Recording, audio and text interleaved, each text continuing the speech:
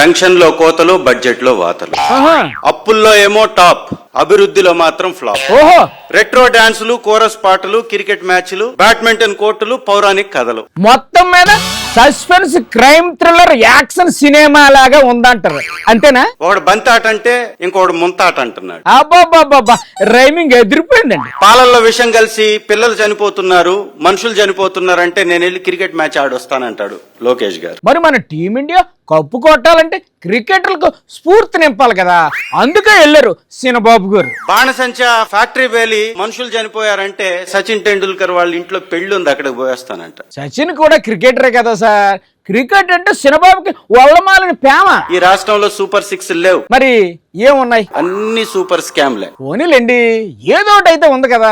అదొక సినిమా ఉండేది ఇంతకు ముందు, జంబలకడి పంబ అని. ఏంటది? జంబలు ఇక్కడ పంబ?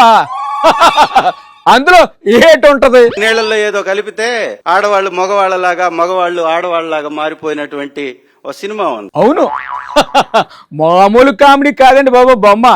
అయినా ఇప్పుడు మీకు జంబలగడ పంబ సినిమా ఎందుకు గుర్తొచ్చింది? పర్టికులర్ గా ఆ సినిమాలో మగోళ్ళు ఆడవాళ్ళలాగా మారిపోయే సీను ఎందుకు గుర్తొచ్చింది సార్? అవసరమైతే మగవాళ్ళకి సెలవులు ఇస్తాడంట, పిల్లల బాధ్యతను పంచుకోవడానికి. ఓహో, అదే ఆ సంగతి. అవునులేండి సార్, పాపం పబ్లిక్ తో పిల్లల్ని కనిపించడానికి ఆయన తిప్పలయ్యా ఆయన పడుతున్నాడు. ఏమన్నా కొంచెం తేడా ఏమన్నా జరిగిందా? ఏమో సార్, మాకు తెలదండి బాబు. కమీడియన్లేమో మంత్రుల్లాగా మాట్లాడతారు, మరి మంత్రులు ఎలా మాట్లాడుతున్నారు? మంత్రులేమో కమీడియన్లాగా మాట్లాడుతా ఉంటారు, కామెడీ చేస్తుంటారు. చేయనీయండి సార్ కామెడీ, కూర్చుంది ఎంటర్టైన్మెంట్ అన్నా అవుతుంది. పాపం జనాలు అసలే చాలా టెన్షన్ లో ఉన్నారు.